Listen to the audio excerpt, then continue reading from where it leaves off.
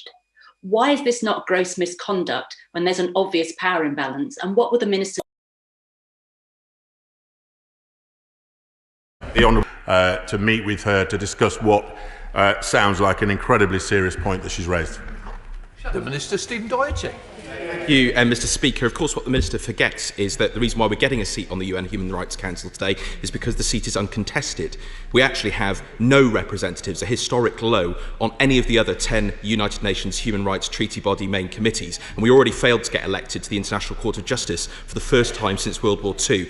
Human rights barrister Amal Clooney resigned as a UK envoy, saying it was untenable for her to urge other states to respect and enforce international obligations when the UK declares it does not intend to do so itself. With so many crucial human rights abuses that we should be taking leadership on rightly, will he accept that we undermine our position when his fellow ministers undermine the rule of law and our commitment to human rights? No, Mr. Speaker, I don't accept that whatsoever. We've clearly set out our reasons for introducing the measures related to the Northern Ireland Protocol. We need to create a legal safety net to protect the integrity of our internal market and make sure that we can deliver on our obligations. The Internal Market Bill is a defensive, precautionary, proportionate measure to safeguard the integrity of the United Kingdom. Chris Elmore. 12, sir. Thank you, Mr. Speaker. On the 7th of October, the Foreign Secretary held a strategic dialogue with his Brazilian counterpart, which covered a number of topics of mutual interest, including trade, security and human rights. And the Foreign Secretary raised climate change and the need to protect the Amazon from further deforestation. We run major programmes on sustainable agriculture and deforestation with various stakeholders in Brazil, totalling £259 million between 2012 and 2020. Climate change is one of the most important global issues, and international cooperation is vital to tackling it. And as COP26 President, the UK will continue to work in partnership with Brazil on this important issue. I thank the Minister for her answer. 58.4% of the Amazon rainforest sits within Brazilian borders, and I'm glad the Foreign Secretary is raising climate change. But it should not be one of the greatest issues facing the world. It is the biggest issue facing the world. If coronavirus is bad, the longer-term problems of climate change could consume various countries around the world, either through flooding or deforestation. So can I ask the Minister, with COP26 now moved to next year, that she'll make far more robust representations, not just to the Brazilian governments, to many South American governments, about the prioritisation of stopping illegal logging and stopping the process of deforestation? Of Brazil, as I said in my previous answer, the Foreign Secretary had a strategic dialogue, and both countries have affirmed that they would work to ensure that the COP delivers substantial negotiated outcomes in the fight against climate change. Now, we believe that climate change is one of the most important global issues, and we will be working together with not just Brazil but other countries to tackle this important issue. Bruce. 13, Mr. Speaker. Minister Cutler. Thank you, Mr. Speaker. The attacks against BBC Persian employees and families and threats towards an entirely legitimate media organisation are unacceptable. We raise this harassment regularly with the Iranian government, as well as at the Human Rights Council. We will continue to defend BBC Persian's editorial independence. We most recently raised our concerns about media freedom in Iran in a 22nd of September E3 Foreign Minister's letter to Iranian Foreign Minister Zarif. Thank the Minister for that reply and for sharing concerns about this very serious issue. Could he give us some information as to what responses the Foreign Office has received from the Iranian authorities to such representations, as the BBC journalists themselves get very little feedback on this issue? Minister. Sadly, the Iranian authorities have yet to provide any kind of justification for their actions that stand up to scrutiny.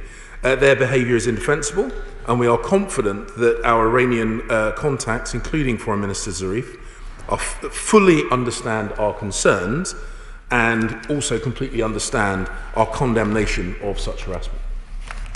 Barragab. 14, sir. Minister Moore. Thank you.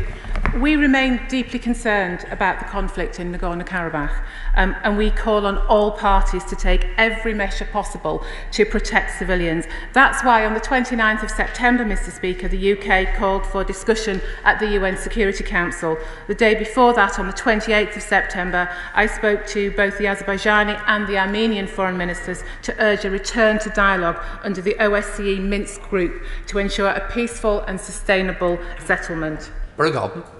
The Minister will know that there are more Azeris living in Iran than there are in Azerbaijan, some 15 million of them who hold great sway and influence.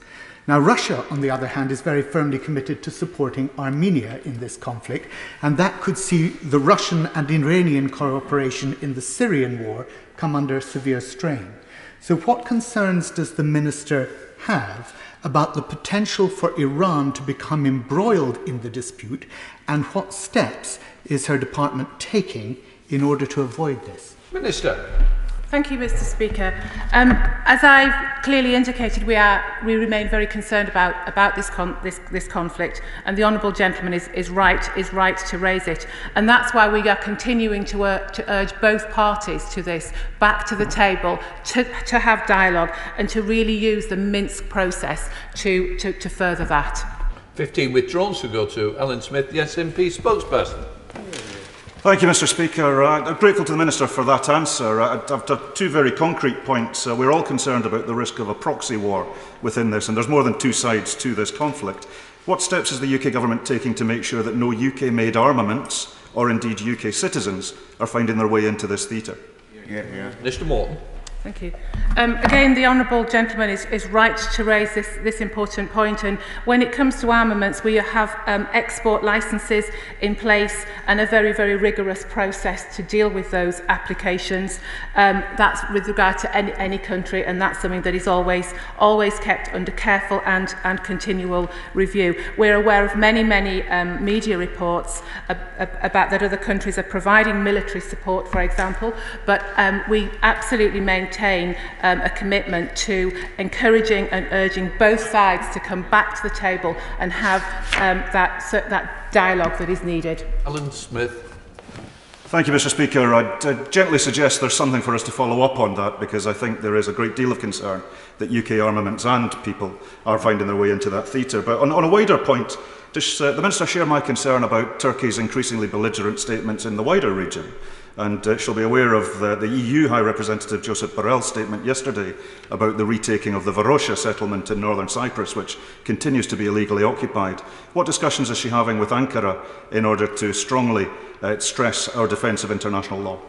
Mr. Morton. Thank you, Mr. Speaker. Well, in terms of Turkey, our Defence Secretary has discussed the conflict during a recent visit to Ankara, and again he's agreeing that de-escalation was the best option for all. I'd just like to really reiterate the point again that, as the Foreign Secretary has said in previous occasions, we really urge all external parties and friends of both states to redouble their efforts in a support to an end of these hostilities and refrain from taking actions that really risk deepening the crisis that we are seeing. And as co-chair of the Minsk group, Russia has a role in working to end the conflict too in this space. Shadow Minister Catherine West. Thank you, Mr. Speaker. Further to the question of Nagorno-Karabakh, obviously the ceasefire is very fragile, and with the use of foreign fighters from Iraq and Syria, there's a real risk of escalation. Will the Minister tell the House what steps the government's taking to ensure a return to dialogue in the end can only be through dialogue that this dreadful conflict can come to an end? And specifically on the question of Turkey and Russia, what urgent discussions have been carried out in order to try and get them to stop their arms sales so that it doesn't increase the militarisation and the civilians who are tragically being killed in the region? Minister. Thank you. The Honourable Lady makes a very important point, reinforcing the need for dialogue.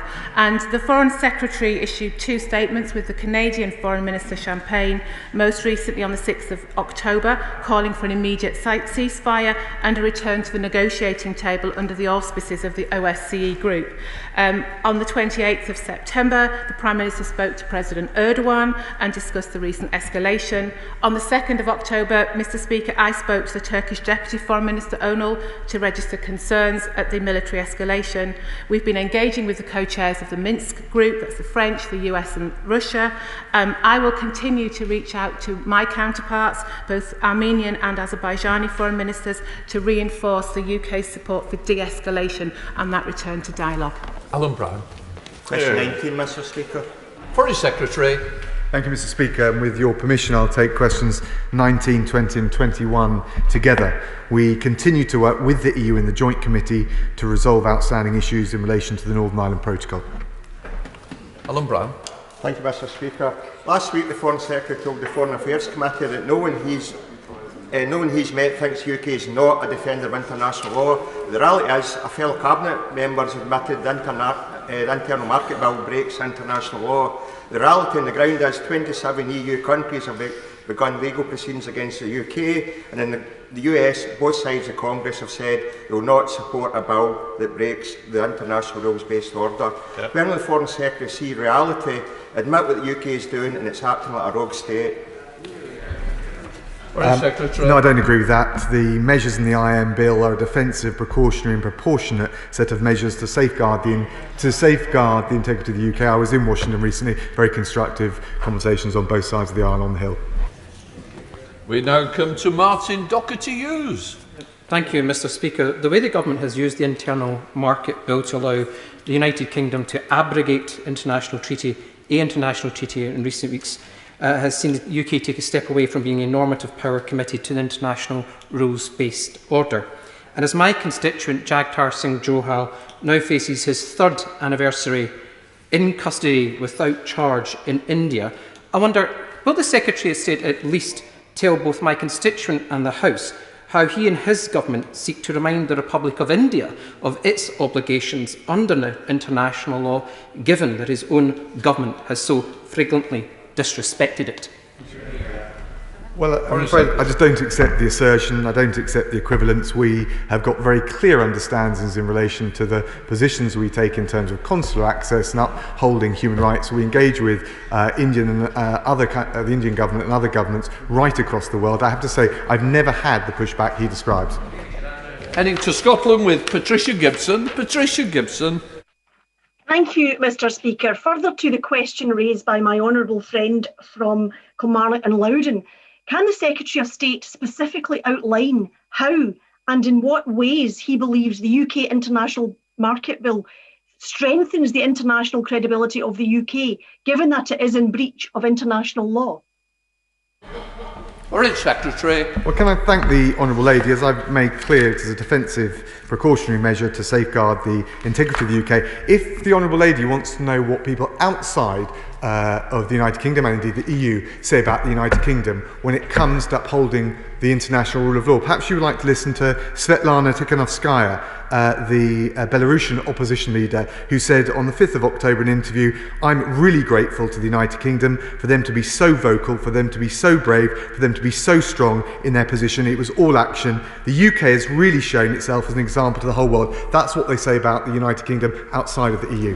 Chair of the Select Committee, Tom Tugendhat. Thank you, Mr Speaker. My right honourable friend is quite rightly addressing the rule of law in a particular negotiation. Would he recognise, however, that the negotiations that we are conducting around the world, including with the Japanese government and indeed the beginning of the conversation with the CPTPP, will rely on the UK making deals that will endure into the future? Now, those deals will only endure truly if the UK holds together and values all parts of this United Kingdom. Will he recognise, therefore, that his role is to promote the voices of Scotland, England, Wales and Northern Ireland together to make sure all of those four nations achieve the best for the whole of the United Kingdom?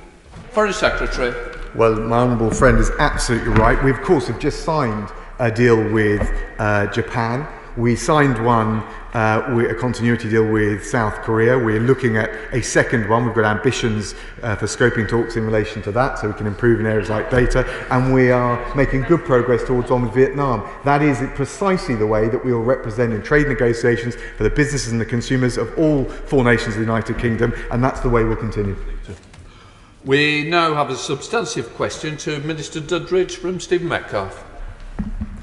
Thank you, Mr. Speaker. The Government are fully committed to independent parliamentary scrutiny in this House. The Foreign Secretary has already announced our commitment to maintaining the Independent Commission for Aid Impact. He's also announced a departmental review to make ICAI even more effective, leveraging what works and producing more practical recommendations. This will make scrutiny stronger. We now head to Stephen Metcalfe. Stephen Metcalfe. Thank you very much indeed, Mr. Speaker. Can I thank my honourable friend for his answer and ask what steps he is taking to deliver the COP26 goals when he engages with foreign governments around the world? Mr. Speaker, can I apologise to the House? In my enthusiasm sharing a joke with you before, I had the wrong page on my briefing and answered in advance a member for Oxford West's question. I apologise to the House for my enthusiasm. I thank my near neighbour, the member for South Basildon and East Thurrock, for his question. We are, of course, committed to COP26 through the President of G7. Next year, we will be urging governments to be bold in what they're hoping to achieve. And indeed, we are co-hosting events with the UN on the 12th of December to mark the 5th year anniversary of the climate agreement. Duncan Baker. Thank you, Mr. Speaker. I won't be thrown off course. When the United Kingdom has the fastest country in the G7 to decarbonise, it is quite apparent that it is this government that is leading the world to tackle climate change. But our efforts will pale into insignificance if other nations around the world do not face up to their own responsibilities. Can my right honourable friend tell me what efforts he is making to ensure everybody plays their part? Minister. I thank the honourable gentleman for that question. It's important everybody does indeed play the part. It's important there is collective action, and he may be alluding in part to China. I was personally very warmly received the Chinese commitment, in particular their intent to achieve carbon neutrality before 2060. Simon John.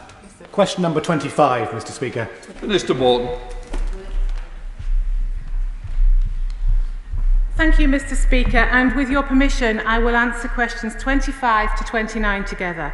It remains our intention and our hope to reach an agreement with the EU, but as a responsible government, we continue to make extensive preparations for a wide range of scenarios, and the two Cabinet committees focused on EU exit strategy and operations meet regularly to discuss the government's work to ensure the UK is prepared for the end of the transition period. Joe.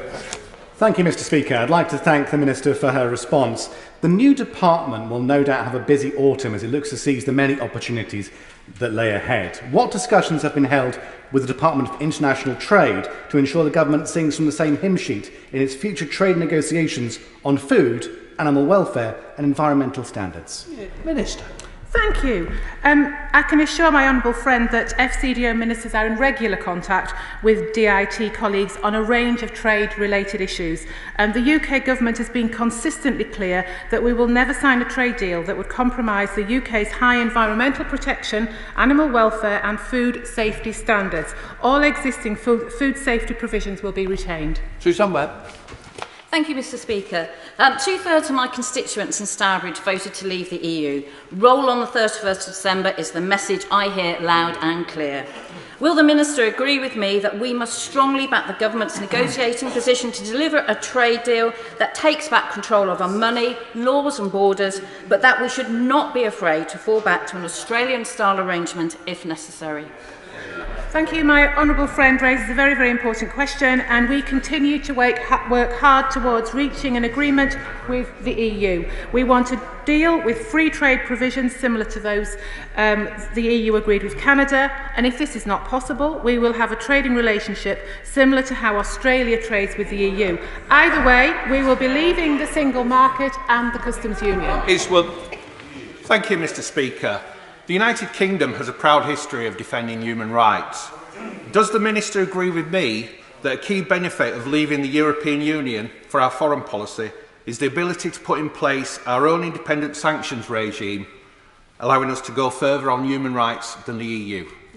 Minister. Thank you. Yes, the UK will indeed pursue an independent sanctions policy driven by our foreign policy objectives. We established a global human rights sanctions regime on the 6th of July, and this gives us new powers to fight those involved in serious human rights abuses. The sanctions we recently imposed on individuals in Belarus are a good example of this. Sanctions are best delivered, though, through collective action, and we will continue to work with EU and other international partners. Thank you, Mr. Speaker. Would the Minister agree with me that the end of the transition period will herald a global Britain with more freedom to follow our own path in the world, to the benefit of my constituents in Clwyd South? Yes, and at the end of this year, the process of transition will be complete, and we will recover our economic and political independence. That is why we did not extend the transition period. We need to be able to design our own rules in our best interests without the constraints of following the EU. Lee Anderson. Thank you, Mr. Speaker. The UK now has a new role outside the EU as global Britain. Could my right honourable friend please advise the people of Ashfield on what the FCO's priorities should be in the future? Minister. Thank you, Mr. Speaker. The Government's integrated review, which is ongoing, will define the UK's role in the world and the longer-term strategic aims for our national security and foreign policy following our departure from the European Union. We are committed to the UK being a force for good in the world, defending open societies, free trade, democracy and human rights. Question number 30, Mr. Speaker. Mr. Adams.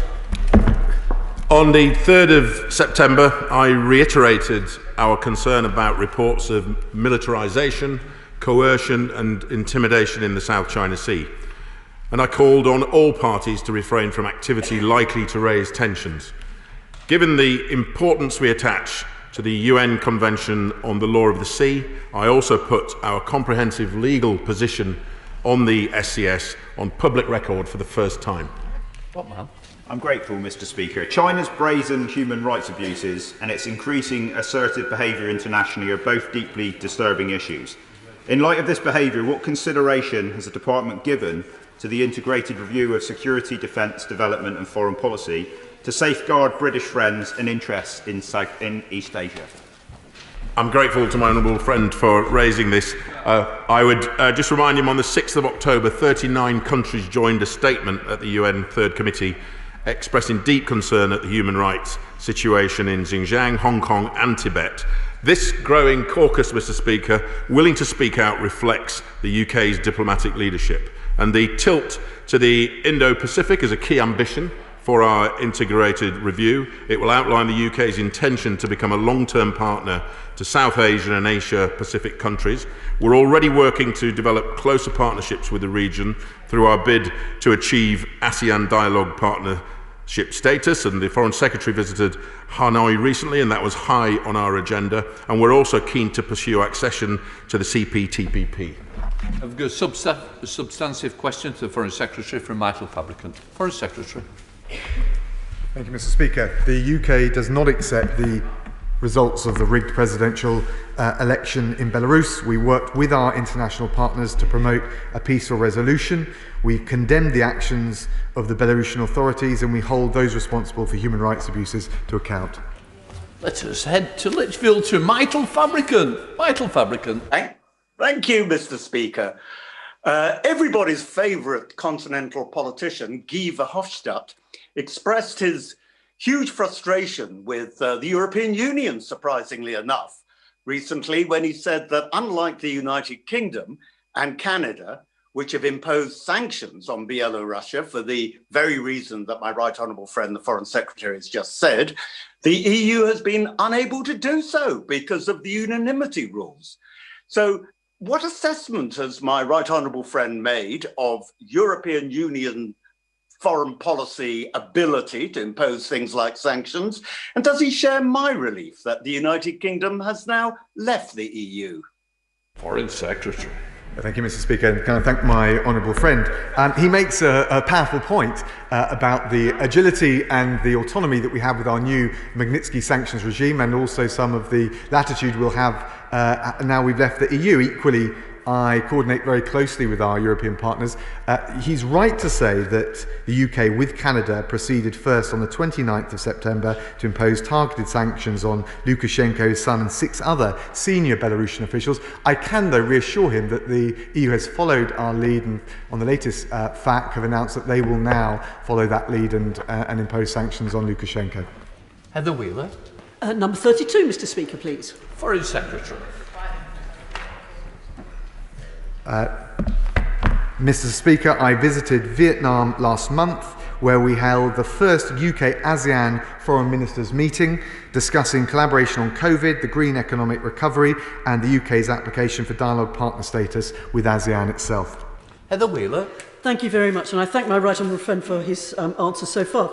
What steps is my right honourable friend taking to support new growth markets in the ASEAN region, such as Cambodia, Laos and Vietnam, to ensure that the UK economy, UK businesses and especially South Derbyshire firms feel the full benefit of global Britain? Foreign Secretary. Thank you, Mr. Speaker. Well, first of all, I must congratulate my honourable friend on her appointment as trade envoy for Cambodia, Laos and Vietnam. She will know that UK-ASEAN trade is already worth over £40 billion in 2019. There's huge opportunities to strengthen that. The Trade Secretary was last month meeting with ASEAN economic and trade ministers. I've been out to ASEAN to talk about our partner dialogue status, and we also have a broader ambition to join CPTPP, all of which, through our Indo-Pacific tilt, will increase opportunities for businesses and consumers in her constituency and across the whole United Kingdom. Jonathan Edwards. Number 33, Mr. Speaker. Mr. Morton. Thank you, Mr. Speaker. The FCDO works in partnership with the Department for International Trade, the Office of the Secretary of State for Wales and the Welsh Government to promote Wales internationally. The Great Britain campaign, actively supported by our diplomatic posts overseas, showcases the very best of the whole of the UK, encouraging the world to visit, to study, to do business here, generating jobs and growth for the UK economy. And the Great Challenge Fund also promotes Welsh business and culture throughout the world. In fact, last financial year, there were over 40 projects promoting the devolved nations, including Wales. Jonathan Edwards. Diolch, Mr. Speaker. For some bizarre reason, the Conservative Party in Wales are pledging to scrap the Welsh Government's International Relations Department. Yet the Federation of Small Business is calling for a greater international footprint by the Welsh Government. Will she support the Welsh Government to expand its independent international presence, since many in Wales have little faith that so-called global Britain will even acknowledge the existence of Wales as a nation? Mr. Morton. Okay, I'd like to really reiterate our commitment to the work that we do to promote the UK as one whole UK. We are much bigger as one UK than in our parts. And you know, when it comes to the Department for International Trade, we promote British trade and investment across the world, and we're engaging regularly with the Welsh Government on its international offer to businesses in the devolved nations. And the Department for International Trade promotes capital projects in Wales to international investors, such as Cardiff Central Quay and the new Shaping Swansea Regeneration Project. On to topicals with Jack Brereton. Topical number 1, Mr. Speaker. Questions? Okay. So we're going to speed through a little. Thank you, Mr. Speaker. Since the last oral questions, I hosted my German and French counterparts at Chevening to discuss Iran and Belarus. I visited Washington, where I met with Vice President Pence, Secretary of State Pompeo and others to discuss the free trade agreement and a whole range of foreign policy issues. And late September, I visited South Korea and Vietnam to forge closer partnerships and discuss our application for ASEAN dialogue partner status. Thank you, Mr. Speaker. With tensions increasing in the China-Pakistan-India border area, will my right honourable friend confirm that the government is willing to redouble efforts to resolve the long-standing conflict in Jammu and Kashmir? Foreign Secretary. Can I thank my honourable friend? He'll know, and I know he takes a close interest in this, that India and Pakistan, both long-standing important friends of the United Kingdom, we've encouraged and continue to encourage both to engage in the dialogue necessary to find a lasting diplomatic solution to the situation in Kashmir and maintain regional stability. It is, of course, ultimately for India and Pakistan to find a lasting political resolution, taking into account the wider wishes of the people of Kashmir. We now come to Shadow Foreign Secretary Lisa Nandy. Mr. Speaker, the Foreign Secretary has said that the Chinese government must accept the responsibilities that come with being a leading member of the international community. He's rightly highlighted the egregious human rights abuses against the Uyghurs in Xinjiang. Since July, he has apparently been gathering evidence to impose targeted sanctions against the officials involved, but so far we've seen very little action. Today, China is standing to be elected to the UN Human Rights Council. So while I welcome his willingness to speak out about this issue, can I say to him that today is surely, of all days, the day to take a clear moral stance and show that the UK has more than words at our disposal? Will he confirm that we will oppose China taking a seat on the Council? Can I thank the Honourable Lady? She'll know, I suspect, that the UK has a long practice under successive governments of not commenting on voting in UN elections conducted by secret ballot. But I can, well, never under a Labour government, so he's wrong. Can I just say, I think we stand in total solidarity on the point of principle. We've unequivocally made clear to China our grave concern about Xinjiang. On the 6th of October, so since we last met, the UK joined 38 other countries in the UN Third Committee to call on China to allow immediate and unfettered access for independent UN observers. Can I say to the Foreign Secretary that as a former human rights lawyer, it really is quite desperate and a sign of our diminished influence in the world that the UK is not willing to take a stance on this important issue. And we are deeply concerned about our relations with the rest of the world, whether it's the COVID vaccine, climate change, the Iran deal, West Bank annexation, NATO, Scotch whisky. The government appears to have no influence at all in Washington at the moment when we both most need it. We're told that they are now scrambling to repair the damage to relations with Joe Biden and his team, and there is no greater indication of why this matters than the case of Harry Dunn. In July, Mr. Speaker, he told this House he'd reached an agreement with the US about immunity arrangements for Croughton Annex. His repeated refusal to publish that agreement has fueled the family's anguish and underlined the widespread belief that his department has chosen to side with the US government over its own citizens. Why does he believe that neither Parliament nor the family of Harry Dunn should see the small print of this important agreement with the United States? Can I thank the Honourable Lady? We did indeed change the arrangements exactly as I undertook to the family and to the House. We also issued a written ministerial statement which set out the terms of that. Can I just also say to her that when the Labour Party was in government, and at two points when they reviewed the arrangements for Croughton, they didn't make a WMS and they didn't put into the public domain the MOU. It has been standard practice not to do so, and I think she knows it. I'm just going to say to both front benches once again, from today onwards, just a warning, I will be stopping questions that are so long. Topicals are meant to be short and punchy for the benefit of everyone. I've got to get through a list. Please, let's help other MPs to make sure they get on the order paper. Imran Ahmad. Thank you, Mr. Speaker. The merger of the FCO and DFID is a welcome acceptance that the UK's every outward-facing department should merge to best employ all the tools at our disposal. I detect, however, a concerning trend in the new FCDO for diplomacy and development to be regarded as separate and equal. Assimilating DFID's obtuse culture into King Charles Street is dangerous. It will cripple the Foreign Office's ability to achieve its objectives. We must above all regard development as a foreign policy tool. Can the Foreign Secretary assure the House that the current reform programme at the Foreign Office ensures that our development programme supports our diplomatic activities rather than transcends and undermines them?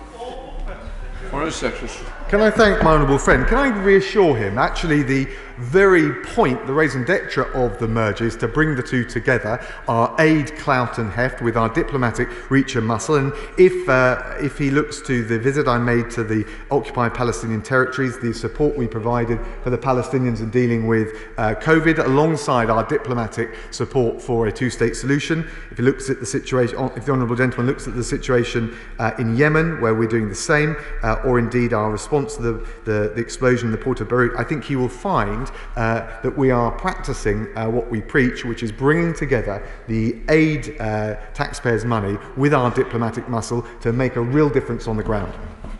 Chris Stevens. Thank you, Mr. Speaker. Can the Foreign Secretary tell us what representations the government's made to Turkish authorities over its latest silencing of political opposition with the arrest of 82 members and office bearers of the People's Democratic Party HDP, and does the government share the view of many of us that these actions are once again a fundamental violation of human rights against the Kurdish population?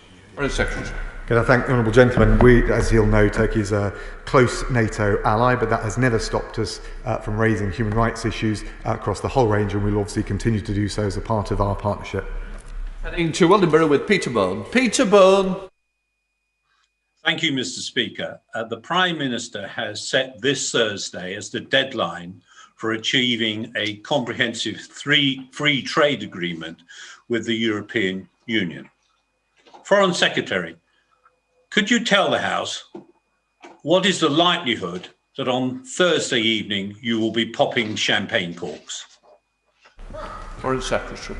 Can I thank my honourable friend? Well, we have a European Council this week. The scope and the prospects for a deal are there. I'm hopeful that we can close the gap, but ultimately it will require the same goodwill, the same pragmatism, the same flexibility on the EU side that the United Kingdom and this Prime Minister has shown. Rachel Maskell. Thank you, Mr. Speaker. The reputation and effectiveness of DFID was built on strong scrutiny within Parliament. What progress has been made on establishing a select committee on the official development assistance to review spending and ensure that every penny goes to where it needs to reach? Foreign Secretary. Well, can I thank the Honourable Lady? I share her view about the importance of scrutiny. We've made clear our commitment to not just maintain but strengthen ICAI. In relation to select committees to the House, of course, that is ultimately a matter for the usual channels and ultimately the House, but we will make sure that the FCDO is willing to be scrutinised however the House ultimately decides. Rick Baldwin. Thank you, Mr. Speaker. Can I warmly welcome the announcement yesterday that the UK and Kenya will jointly host next year's replenishment of the Global Partnership for Education? And can I urge the Foreign Secretary, when we hold the presidency of the G7 next year, to put the campaign for 12 years of quality education as a top priority? Foreign Secretary. Can I thank my honourable friend and pay tribute to her work in government? I know her commitment on this issue. She'll know since 2015 the UK has supported 8 million girls to gain a decent education. It's important not just the number but the quality of the education. Our global objective is to help 40 million girls into a decent education. It's a key focus of our use of ODA. But it's also important, and it touches on the point about merging DFID and the Foreign Office. It's also one of our top priorities for 2021, both with the summit that she mentioned, but also with our G7 presidency. Cat Smith. Thank you, Mr. Speaker. I've been contacted by constituents who are concerned that COVID-19 has resulted in an increase in persecution of Christians across the world, with reports that Christians have been denied food aid, access to PPE, and in some places even been blamed for the virus. What steps is the government taking to ensure that Christians and other religious minorities don't face additional discrimination in the distribution of aid because of their faith? Foreign Secretary. Can I thank the Honourable Lady and absolutely agree with the concern that she's raised. It is an opportunity bringing ODA into the FCDO that we can raise these issues diplomatically as well as looking very carefully at our aid budget. We are a member of the Freedom of Religious Belief International Alliance. We're looking to co-host one of the next summits, whether it's next year or the following year, depending on COVID. And this issue, the one that she raises, will be very much at the top of our agenda. Duncan Baker. Thank you, Mr. Speaker. Given the wider destabilising activities of Iran in the Middle Eastern region, what steps has my right honourable friend taken to consider the use of sanctions against them, and what discussions has he had with our US ally? Mr. Clepler. Thank you, Mr. Speaker. We continue to hold Iran to account for its destabilising activity in the region. We currently have over 200 EU sanctions listings in place against Iran, including against the Islamic Revolutionary Guard Corps in its entirety. My right honourable friend, the Foreign Secretary, and FCDO officials take every opportunity to discuss Iran with our US counterparts. As part of this regular dialogue, the Foreign Secretary last spoke to Secretary Pompeo on the 16th of September. Toby Perkins. Thank you very much, Mr. Speaker. The Iranian regime routinely commits human rights atrocities and abuses against its own people. Recently saw the execution there of Navid Afkari. It plays an appalling role in the destabilisation of the whole regime. Does the Foreign Secretary not think that the UK should be more robustly condemning that regime and the pernicious role that they play across the Middle East and against their own people? Secretary. Thank you, Mr. Speaker. Can I agree with him about the importance of raising human rights? In fact, the most recent thing we did was démarche Tehran as E3, so with my French and German counterparts, on the human rights situation, including the case he raised, but also, of course, including the fate and the arbitrary detention of the UK dual nationals currently held in Iran. Going up to up to Yorkshire, actually, with Alex Shelbrooke. Alex Shelbrooke. Thank you, Mr. Speaker.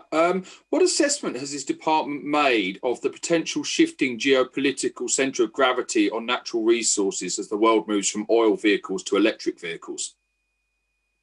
Foreign Secretary.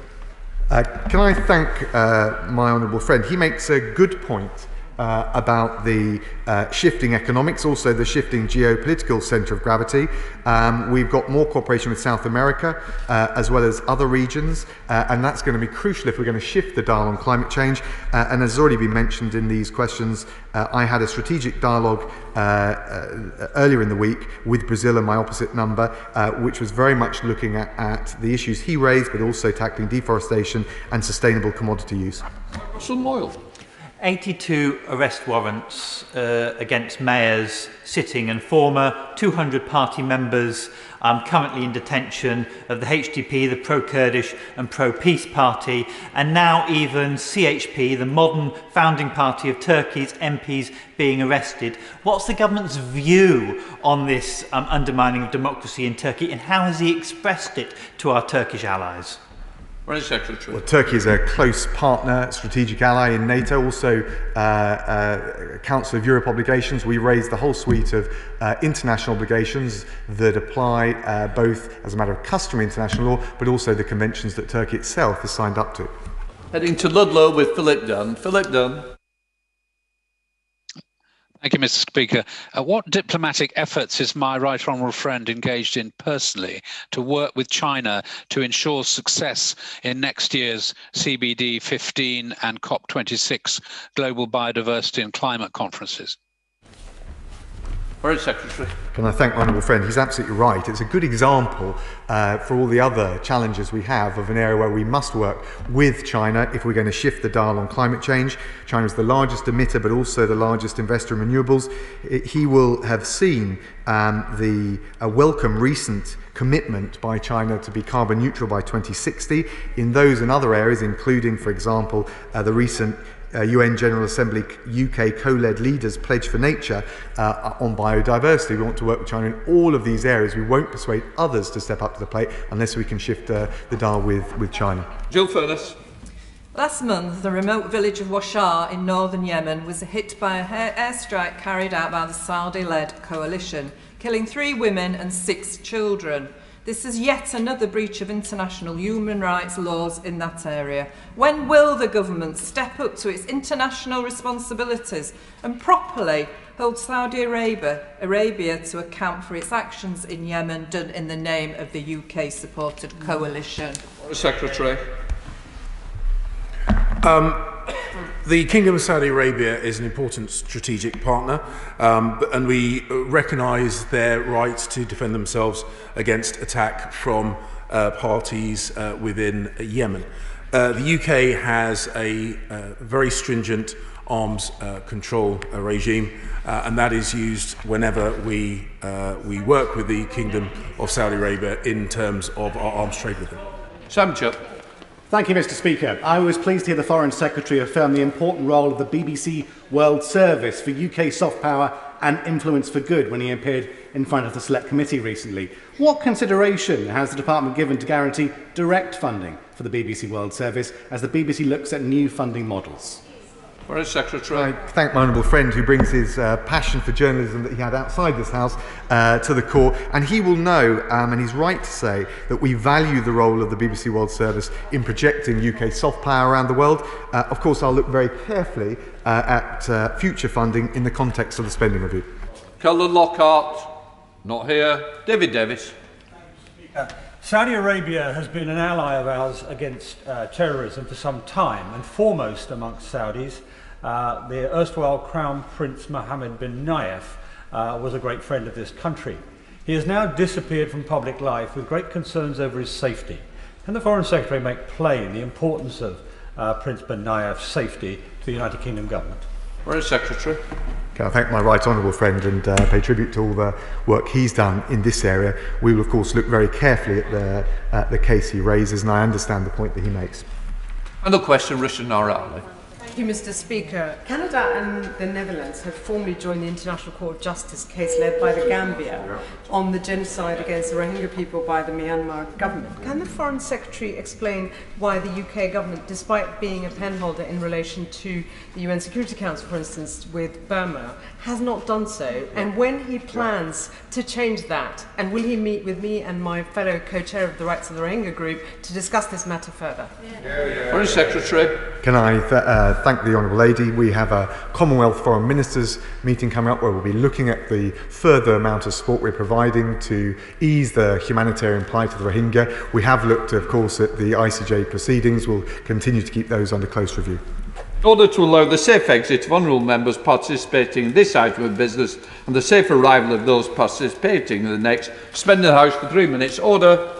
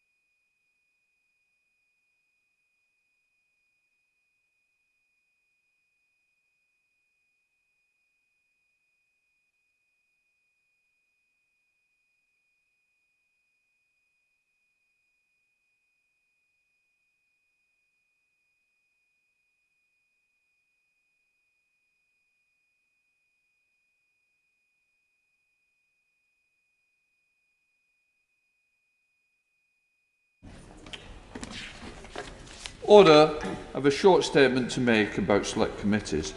On Tuesday the 24th of March, the House passed an order allowing for the virtual participation in select committee meetings and giving chairs associated powers to make reports. I was given the power under the order to extend it, if necessary, on Wednesday the 22nd of July. I announced an extension until Friday the 30th of October. I can notify the House today that I am now further extending the order until Friday the 22nd of January. Right. I now call Annalise Dodds to make her urgent question. Thank you, Mr. Speaker. To ask the Chancellor of the Exchequer if he will make a statement on economic support available to individuals and businesses in areas of the country subject to additional public health restrictions. Mr. Speaker, yesterday the Prime Minister and the Chancellor set out further measures to support local authorities through this crisis.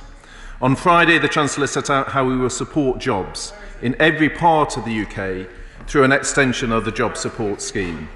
And these announcements build on the Chancellor's September statement on the Winter Economic Plan. Throughout this pandemic, our economic policy focus has been clear: to save jobs. Last month, we set out our plans to help viable businesses that can open through the Job Support Scheme. However, those businesses that are required to close due to coronavirus restrictions will also need our help. On Friday, the Chancellor announced the expansion of the Job Support Scheme. Where coronavirus restrictions legally require business premises to close, we will pay up to 2/3 of an employee's salary, up to £2,100 a month, if they cannot work for a week or more. And the scheme is nationwide and will run for 6 months. In addition, Mr. Speaker, businesses in England required to close will be eligible for a non-repayable cash grant of up to £3,000 a month. This can be used for any business costs. And on Friday, the Chancellor and I briefed the First Minister of Wales, the First and Deputy First Minister of Northern Ireland, and the Finance Minister of Scotland on this additional package of support. And we have now also guaranteed an extra £1.3 billion of funding to the Scottish, Welsh and Northern Ireland administrations if they decide to do something similar, bringing total guaranteed Barnett funding for this year to £14 billion.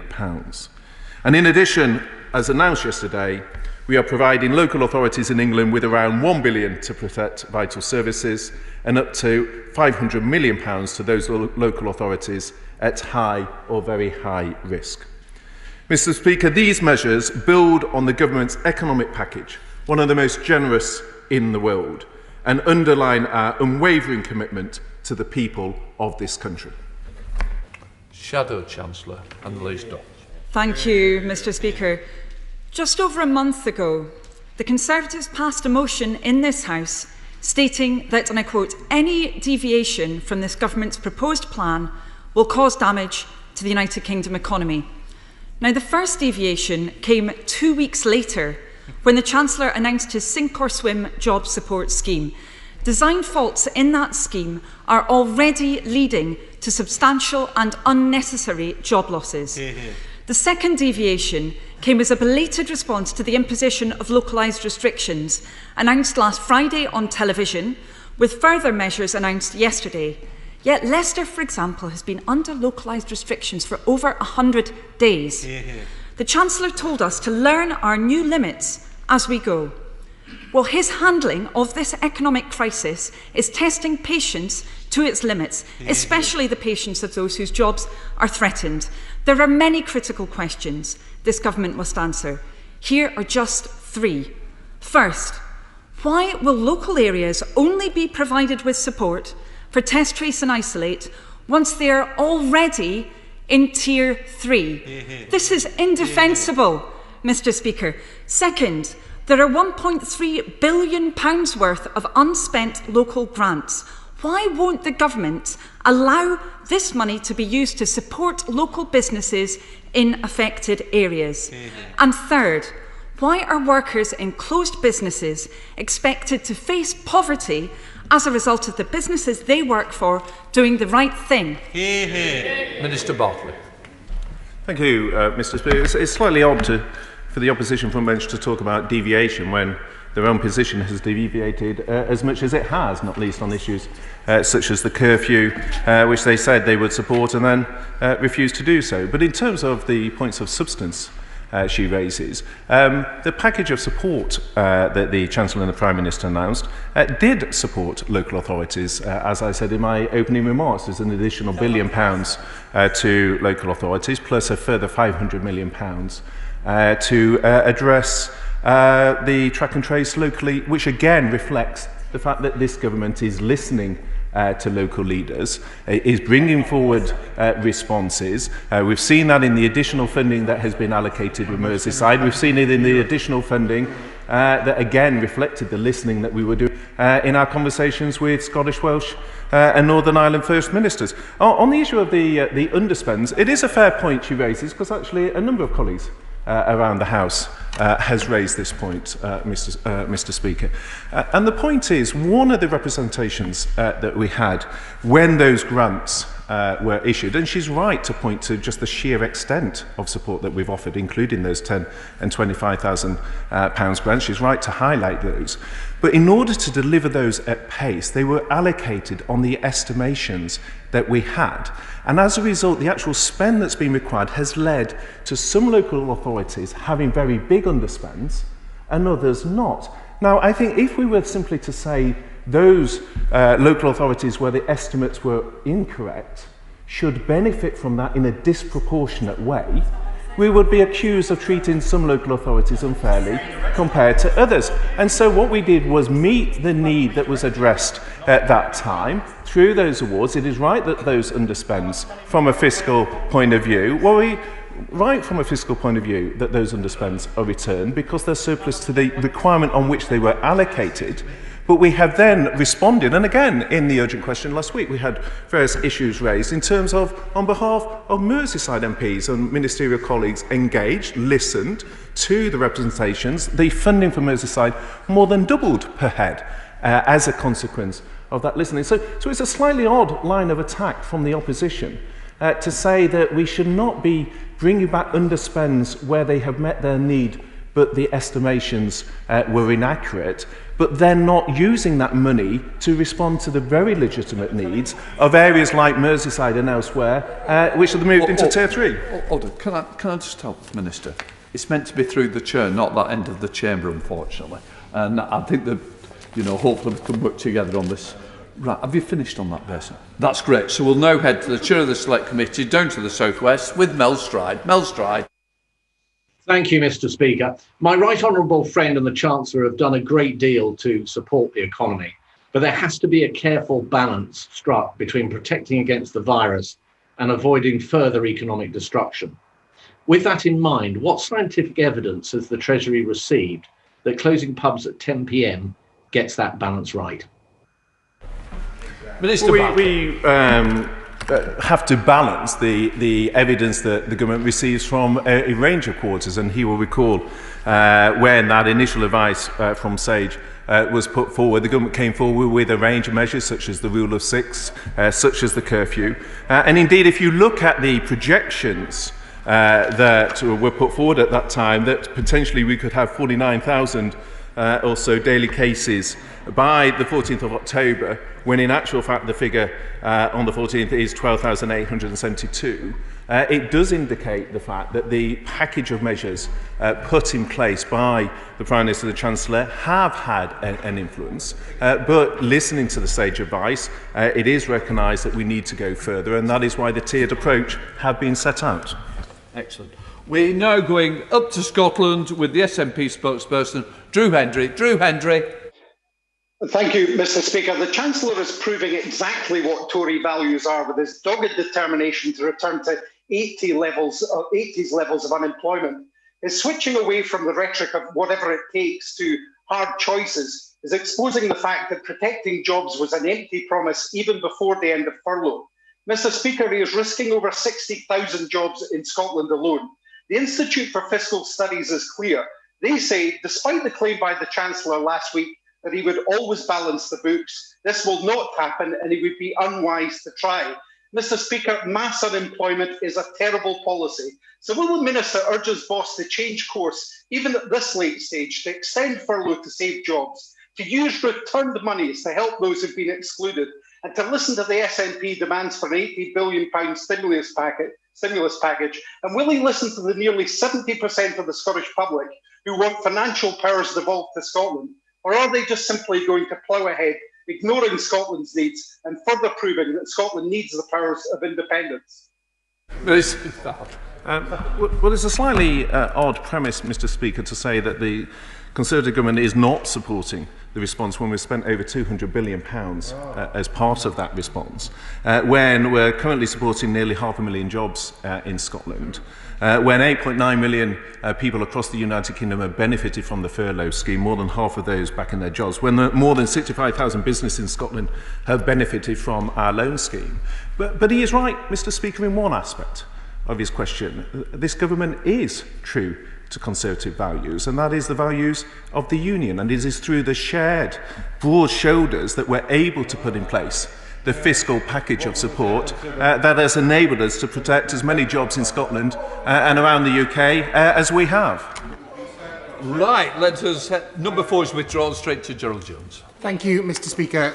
Surely the Minister will recognise that the Welsh Government faces the same tasks as UK ministers in needing to manage its budget in the face of unprecedented pressures brought by the pandemic. And that task is made harder by the lack of transparency from the UK Treasury.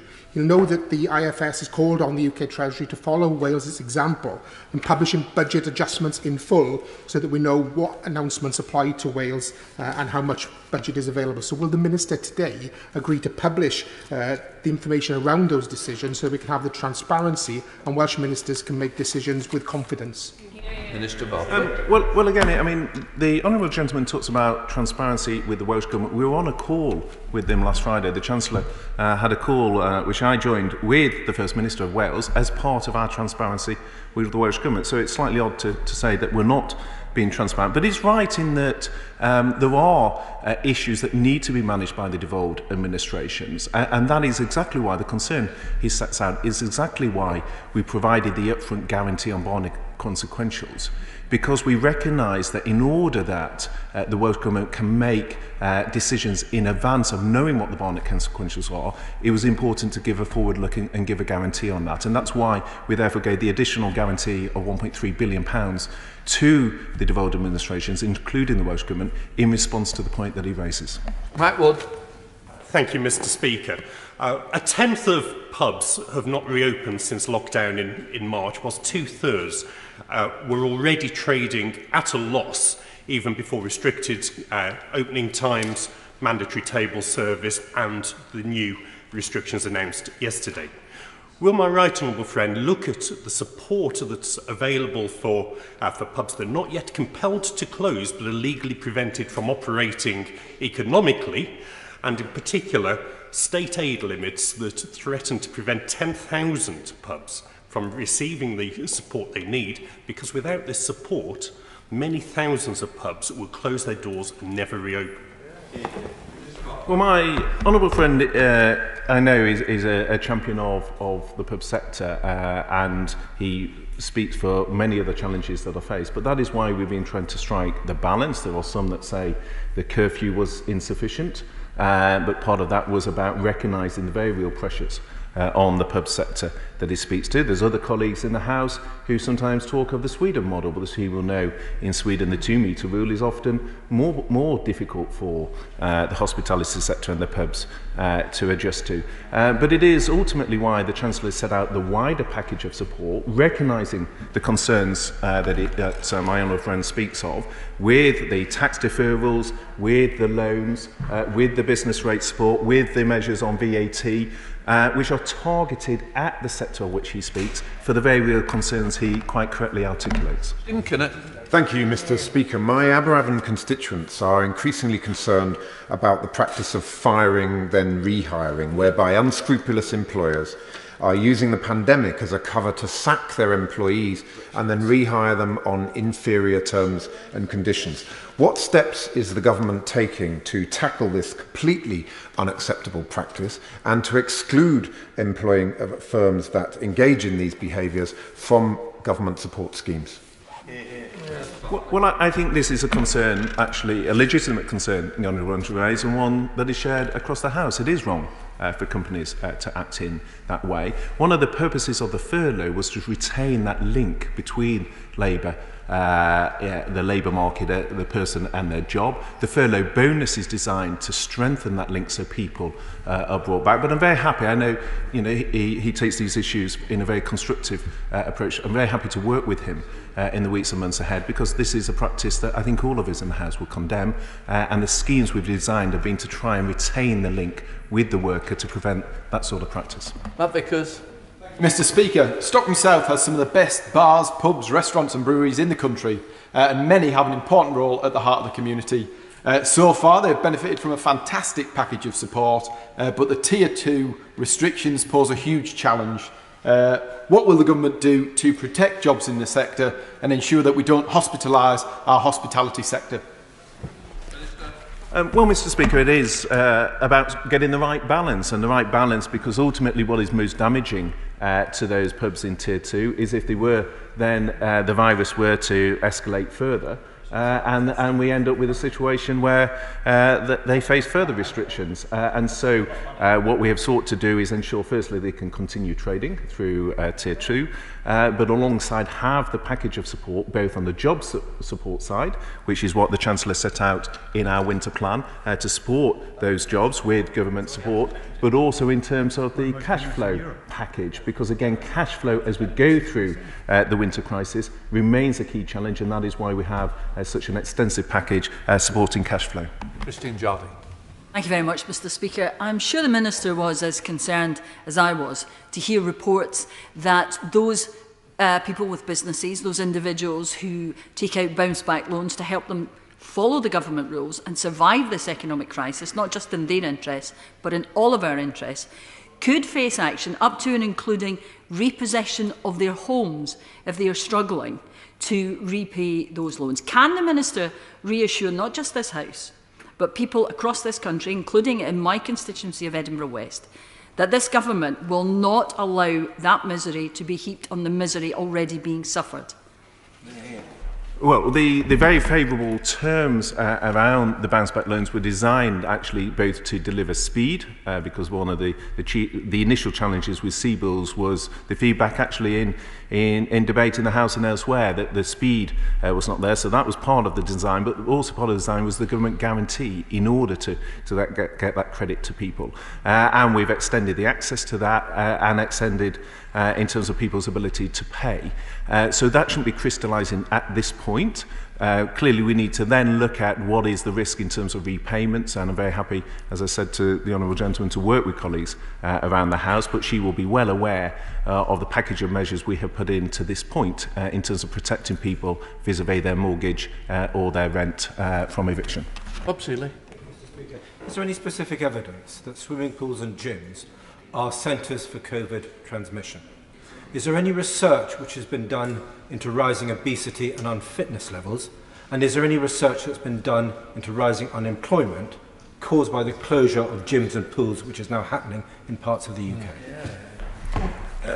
In some ways, Mr. Speaker, it's a slightly more of a health question than a economic treasury question, but I absolutely recognise that there is a read across from those businesses into the economy. And in short, the opinion of the Chief Medical Officer and the Chief Scientific Officer is that those businesses do carry significantly more risk, and that is why in the guidance that has been issued, they have been harder hit.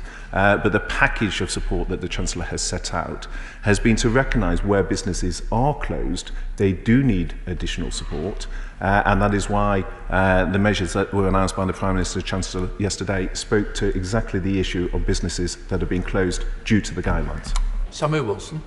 Mr. Speaker, the wisdom and necessity of some of the restrictions introduced yesterday have been questioned by leaders in cities of the north of England, by businesses and by the workers who are going to be affected. So it is right that the government should introduce a package of support for those businesses that are forced to close. However, that there are many businesses which have not been forced to close or instructed to close, but will be forced because of the restrictions placed on them. For example, in the hospitality industry, curfews, restrictions on table numbers, who can sit at tables, etc. How does this package of support assure those businesses that they are not going to be killed off by the restrictions that are being placed on them, because they've been put in the firing line and yet seem to have been left without any level of support at all, given the conditions attached to this economic package? Well, the Right Honourable Gentleman speaks to an important issue, and that was at the heart of the design on my right honourable friend of the job support scheme, to recognise that for those businesses that are not in closure but who have difficulty bringing people back full time, what the scheme does is support the employer pays that first third, then the remaining amount is split 3 ways with the government supporting. And then in addition to that, there is the wider package of measures, whether that's the support to local authorities to get better compliance, which is in the interests of those businesses, because the £1 billion to local authorities, the £500 million in terms of local test and trace, the measures on business loans, the measure on tax deferrals, are all targeted at the sector he's talking about, those businesses that can still trade, they're not closed, but they do face further pressure, and that is what the winter plan sets out. Sir Graham Brady. Thank you, Mr. Speaker. Care homes across the country are struggling to survive, and especially in the areas with greater restrictions. They're dealing with unprecedented levels of vacancies. What is the government going to do to support those vacancies and prevent the forced closure of care homes, which would in turn lead to many thousands of vulnerable people being rehoused or moved out across the community? Well, my right honourable friend raised a very important point, because there's a very strong interplay between the workforce challenges and the financial viability of the care home sector, but also what I think is one of the biggest risk factors, which is staff, particularly agency staff, moving between care homes and the risk of transmission as a result. He will know that actually, and I know from my time as a health minister, that sector, the financial pressures of that sector are not new to the COVID period. They are of long standing. But what we have been doing is the package of support, the 3.7 billion that was allocated initially to local authorities. The first tier of that was particularly directed at the adult social care sector. He'd be aware that we're now not on the first but the second tranche of infection control funding, again to support those sectors. But he speaks to a very real issue. It is one we are monitoring very closely, but it is also at the heart of how we address staff transfers between care homes and the infection risk that poses. Thank you, Mr. Speaker. The government has said that schools will be amongst the last things to close during any COVID restrictions or lockdowns. Head teachers in my constituency, Enfield Southgate, have told me that they're having to pay additional costs for cleaning to keep schools safe. So when will the government announce additional funding for schools so that this money doesn't come out of schools' budgets, risking deficit for the schools? Well, as the Minister responsible for government spending on behalf of the Chancellor, given the amount of the school's additional funding last year and the school settlement, I would want to look very closely at why the school in his constituency is saying that that very significant uplift in funding doesn't appear to be reaching the front line, because the education funding settlement in SR19 was one which more than should cover the cleaning costs there. So I very happily look at that, but I think if one looks at the funding settlement that was allocated in SR19, I think you'll accept it was a very generous one. It's not surprising that more and more members are calling for more government support, because the government is forcing more and more businesses, particularly in the hospitality sector, out of business. The Shadow Secretary says his priority is to help business. Well, the best way to help business is let them get on to do business. We are going bankrupt as a nation. There won't be the money to pay for the NHS or pensions. So I want to know from the Chief Secretary today, what is the Treasurer doing to row back against other parts of the government and insist that we must allow British business to operate? He didn't answer the question of the chairman of the Select Committee. What is the scientific evidence of pubs closing at 10 o'clock? Is he leading the fight to help Britain stay in business? Well, the point is, with respect, I did answer it because I pointed to the projection that was given by the CMO CSA at the time of that debate, if one looks at the SAGE guidance, and the fact that the package of measures put in place by the Prime Minister has resulted in a subsequent lower in infection risk. But what the CMO and others would recognise that it is a range of measures He says that the government has gone too far, that there isn't evidence for the curfew, and we should be doing more. The tenor on most of the questions one gets is we haven't moved far enough, and we should be taking more drastic actions. And I think that speaks to the fact that this is a balanced judgment. One needs to look at a range of measures that we are taking, and that's what I'd refer the honourable gentleman to. Stephen Doherty. Mr Speaker, my constituents in Cardiff South and Penarth in Cardiff and the Vale of Glamorgan are under a local lockdown at the moment, and obviously dealing with the economic pressures that brings with it. Does he agree with me, therefore, that it's deeply disappointing that other major employers locally, like British Gas, Centrica, are engaging in the type of fire and rehire tactics that we've seen others try and use, like British Airways? What message does he have for the Chief Executive of British Gas, Centrica, about these measures, which I believe are completely unacceptable in the current climate? Well, I don't think it is acceptable to have a fire and rehire culture. I think the honourable gentleman earlier put it very well, and I echo the sentiments there. And I think that is an area of common ground across the House. The package of measures that were put in place were to retain the link between a worker and their business, and that is very much the government's approach. David Jones. Thank you, Mr Speaker. My right honourable friend may remember that last week I raised with him the issue of tourism businesses in North Wales, which have been severely impacted by the decision of the Welsh Government to impose movement restrictions. Many of those businesses are now facing the prospect of closure, but of course they're not being required to close by the government, and there's very little help being offered by the Welsh Government. The expansion of the job support scheme last week was very welcome, but of course that only benefits businesses that have been required by the relevant administration to close. So can my right honourable friend say what further support Her Majesty's Government can offer to Welsh tourism businesses who are so badly affected by the current state of affairs? Well, Mr Speaker, amongst the range of measures that we have put in place as support, one of those which speaks directly to his issue is the up to £3,000 of support for businesses in respect of where they're forced to close in terms of their rent, and that's Barnett consequential funding that the Welsh Government can then use to support businesses and design a scheme as it sees fit. But it is for the Welsh Government to design those schemes, not the UK Government. That is what devolution entails. What we have done through the comprehensive package of measures that we have put in place is ensure that there is Barnett consequential funding to allow the Welsh Government to put that support in place. Debbie Abrahams. Mr Speaker. Mr Speaker, like infectious diseases of the past, COVID is a disease of poverty, and various indicators show, including the cuts to local authority funding, that the regional inequalities have been exacerbated over the past decade.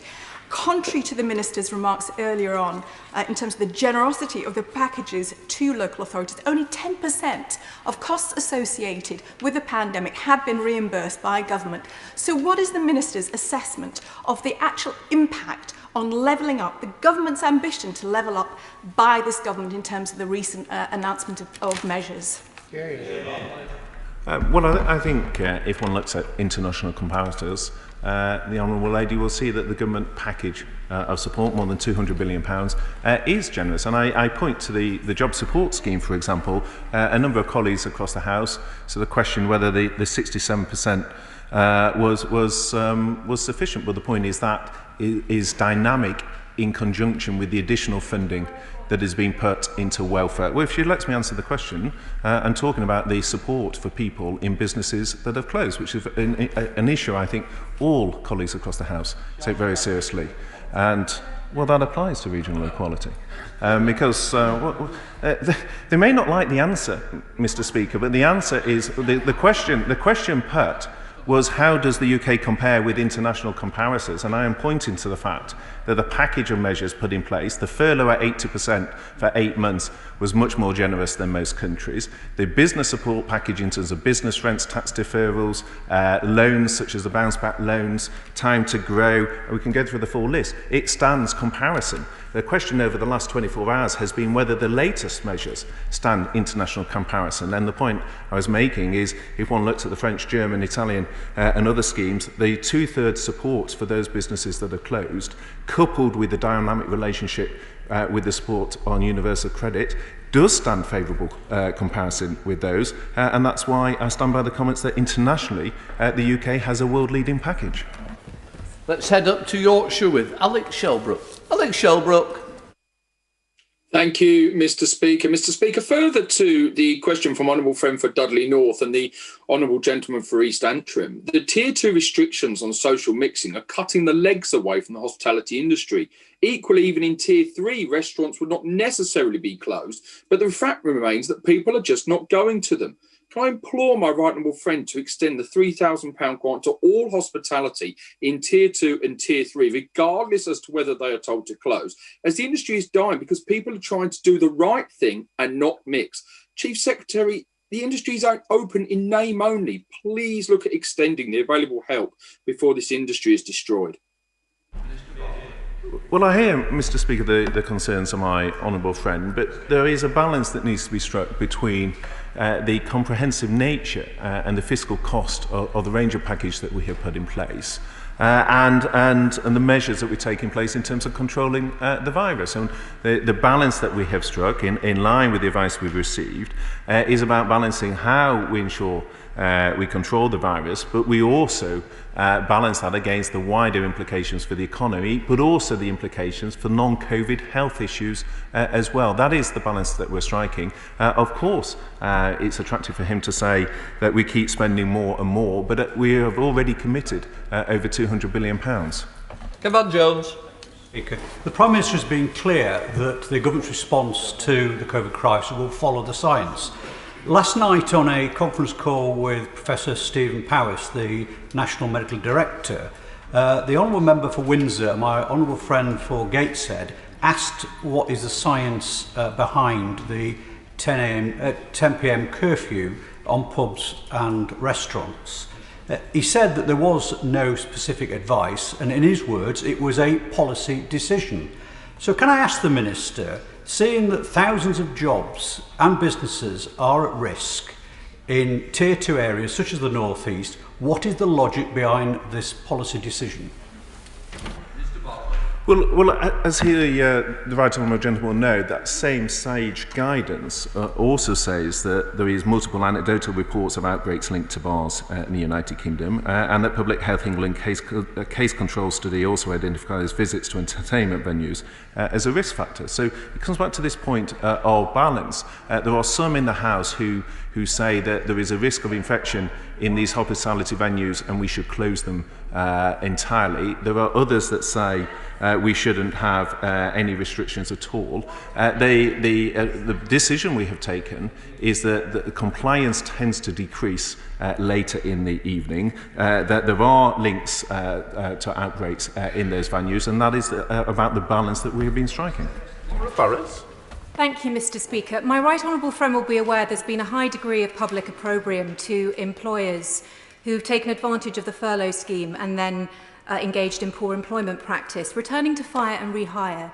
Would my right honourable friend consider an immediate guillotine on any employer who sacked 50% or more of their staff and then rehired some or all on reduced pay, disqualifying them from any further form of direct government support, including the furlough retention bonus? Well, it's very many years, Mr. Speaker, since I gave legal advice as a company lawyer, but one of the things I do remember is that on employment law there is often a lot of complexity around what can and can't be done. I think the wider point that has been raised in the House is, and I think her question points to the consensus of this, that it is not acceptable for businesses to be doing that. And if I go back to the very first statement that my right honourable friend, the Chancellor, gave as we started on the response to COVID, where he said how people conduct themselves through this pandemic is something that will be remembered. And I think those businesses that do act, then obviously we will need to look at that in due course. Let's head to Scotland with Gavin Newlands. Gavin Newlands. Thank you, Mr. Speaker, and I'm very much heartened to hear the Chief Secretary's answers on fire and rehire, so I hope therefore he'll back my dismissal and re-employment bill. With no aviation support package as promised, the job support scheme, riven with holes, and the abolition of airside VAT-free shopping, further debt or job losses are the only options for firms. It's akin to the 1980s policies of sink or swim. With last week's statement completely silent on the sector, is it now Treasury policy to write off aviation, making tens of thousands of jobs unviable? Mr. Speaker, the reality is that the aerospace and aviation sectors have received over £8.5 billion through the COVID corporate financing facility. Grants for R&D, loans and export guarantees are also expected over the next 18 months. And my right honourable friend, the Secretary of State for Transport, has also recently launched the Global Travel Task Force, which underscores the government's commitment to this sector. But again, he says about support, the aviation sector has benefited from the comprehensive package of measures, whether that's on schemes like furlough, whether it's on tax deferrals, whether it's on other measures that we have brought in place. And that is all part of the wider support that we have given to UK business as a result of the broad shoulders we have as a United Kingdom. Julian Sturdy. Thank you, Mr. Speaker. UK hospitality reports trade down 40 to 60% with a ban on indoor mixing of households. So, Mr. Speaker, can I add my name to the calls from other colleagues for my right honourable friend to commit to urgently reviewing what targeted support could be provided for those enterprises stuck in this Tier 2, who, as it stands, receive very little specific help, but will still suffer huge losses of trade from additional restrictions that come with Tier 2 and ultimately are going to really struggle to stay open. But the most important thing for businesses in Tier 2 is we're able to control the virus. That is why the government is investing as heavily as we are in track and trace, over £12 billion so far, and enabling those businesses in Tier 2 to retain their staff, which again is what the winter plan and the job support package is doing. So the government has made targeted interventions in support of those businesses in Tier 2, but we need to balance it against the wider fiscal position that we face. Mrs Jones. Diolch, Mr. Speaker. The Minister will surely know by now that my local authority of Rhondda and Taff has had local restrictions imposed on it for some weeks now. The Chancellor, when he can be bothered to show up, talks a good game, but it is clear that this government doesn't care about people in communities across Wales. It was only earlier this year that Pontypridd was decimated by the worst flooding for many decades, and the UK government simply sat on its hands and watched as homes and businesses were devastated. So the Minister now has an opportunity to redeem himself in this government, but we need action and the money that was promised now. So what are his plans to finally assist the 3 million people who have been excluded from the government support packages thus far? Well, on the issue of the excluded campaign, I think we've covered this pretty much every time we've come to the House for the reasons we set out. On the issue of support for Wales, it is at odds, I'm afraid, with the reality. At our last session at our UQ last week, the member for the Rhondda raised the issue of some specific support in terms of flood damage. Between then and now, we have addressed that. I've written to the Honourable Gentleman indicating the support that is available. But she points to the wider support without any mention, Mr. Speaker, of the guarantee on Barnet consequentials that has given. That's unprecedented for the government to give a guarantee up front on Barnet consequentials. She didn't even mention that in her question. Craig Whittaker.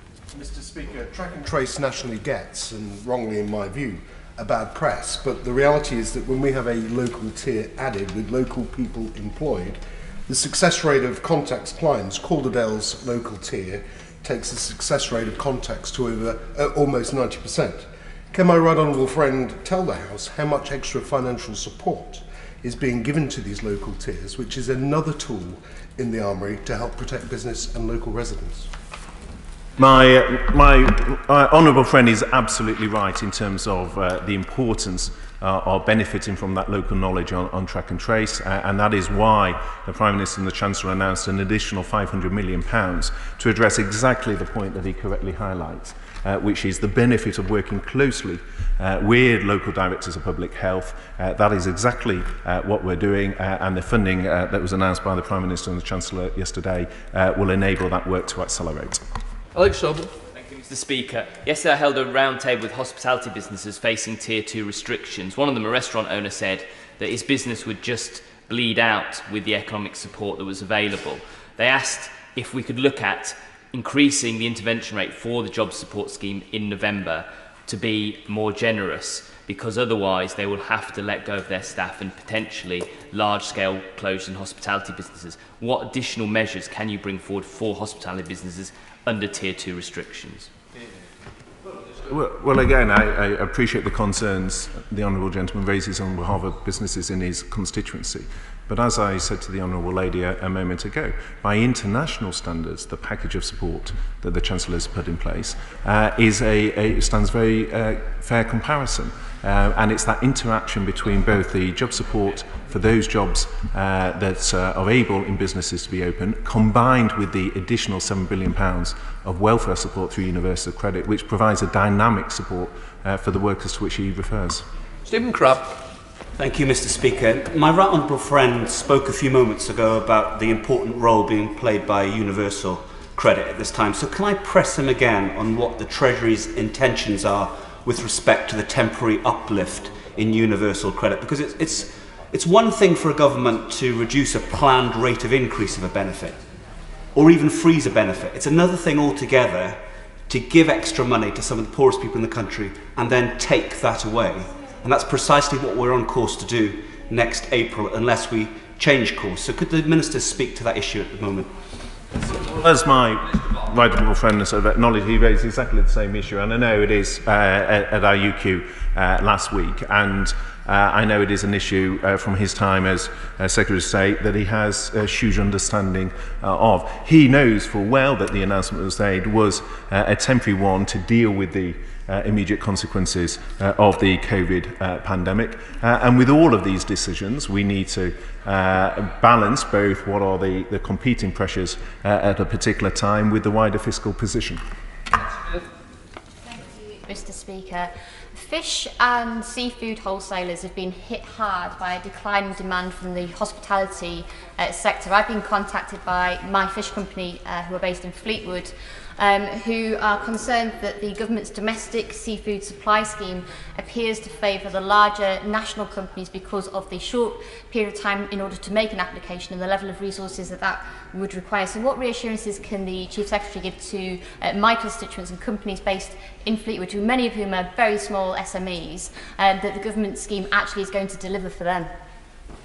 Well, when we agreed that scheme, it was actually very much in mind with the SMEs in mind. So I'd be quite keen to look at the delivery of that and speak to DEFRA colleagues. As she knows that, again, as part of this wider package of support and listening to businesses, such as the ones to which she refers, we put in place a £10 million support package in England for the fishing sector, which was about recognising the fact that the restaurant trade in particular as a market had been hit, and also exports had also been hit. So we recognised there was a pressure within the fishing sector. We provided support for it. I'm grateful to her for drawing the House's attention to the support that the government has given to the fishing sector. If there's a particular constituency issue, then I'll ask DEFRA colleagues to look at that. Thank you, Mr. Speaker. In Bassetlaw and North Nottinghamshire, we're now subject to Tier 2 restrictions in line with Nottingham and the rest of the county, despite having significantly lower rates. And despite the tremendous support that's been offered so far, some in the hospitality sector are really struggling, as we've heard from colleagues in this chamber. So would the Minister please tell us what can be done for those in Tier 2 to help them get through this incredibly difficult time? And would he also try to keep this under review? So in response, Mr. Speaker, in part it is our winter plan, the support to those businesses in terms of those staff that are able to bring back. There's no gap between the end of the furlough, which has run for 8 months by international standards, extremely generous measure, and the start of the job support scheme.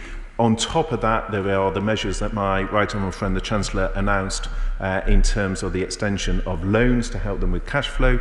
On top of that, there's the measures that the Prime Minister and the Chancellor announced yesterday, the extra £1 billion, the extra £500 million to local authorities to help those businesses control those. But it is also ultimately why collectively we all have a responsibility to keep the virus down in order that those businesses in Tier 2 are able to trade and come down into Tier 1 as soon as possible.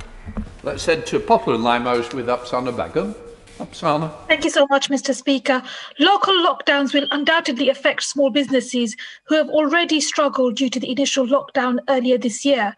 In my constituency, traders at Chris Street Market and Watney Market were impacted by a lack of government support earlier in the year.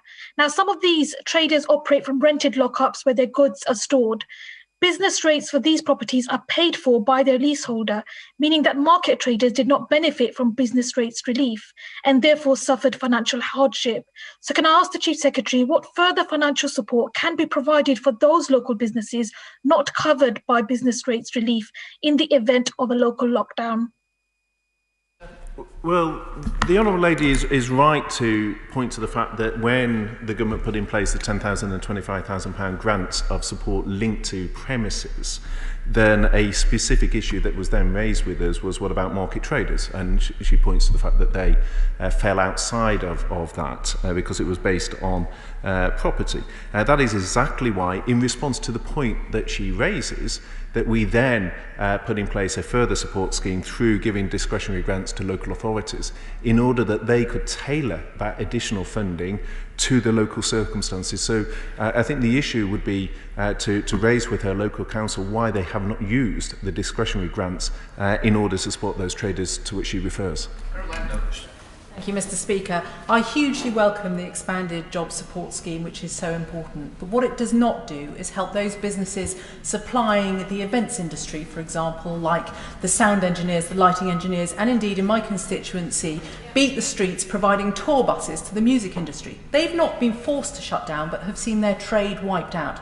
I would urge my right honourable friend to think of ways that they can help companies like this who are employing in excess of 150 people and see no end in sight to their current financial woes. Well, my right honourable friend quite rightly highlights an industry and a sector that has been particularly hit. And again, we have tried through the package of measures, such as the extension of the self-employed income support scheme, to help some of those within there. I think the business to which she's referring is more a PAYE one, but often within, say, the lighting sector, the event sector, it's often freelancers that have been particularly impacted. So that's why the self-employed scheme. To some extent, as I say, within the over £200 billion of support, the Chancellor has been very candid, as have I, which is we're not in a position as a government to save every single job, but we're working with colleagues, and I'm always happy to work with my right honourable friend, to look at what measures we can take, but it has to be balanced against the wider fiscal position. 31 withdrawn, so we're going to Essex with Stephen Metcalfe. Stephen Metcalfe.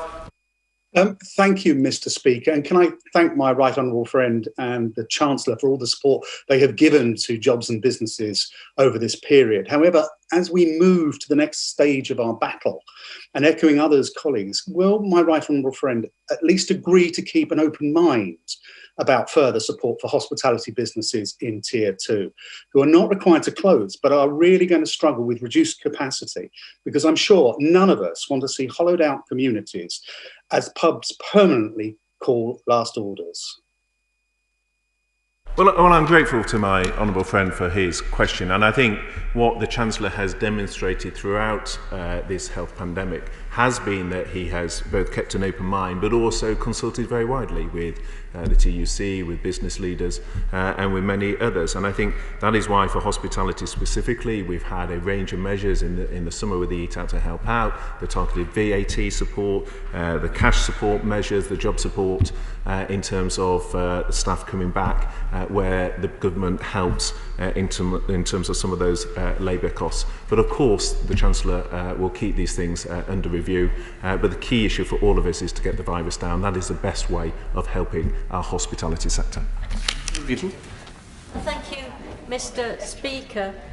Yesterday, my constituency of Wallasey, because it's a part of the Liverpool City region, was mandated by the government to go into Tier 3 restrictions. And I wonder whether the Minister would agree that the £40 million of unallocated support that his government gave to the city region at the start of the pandemic could now be used, given that we're in Tier 3, to support local businesses who are in the worst form of lockdown.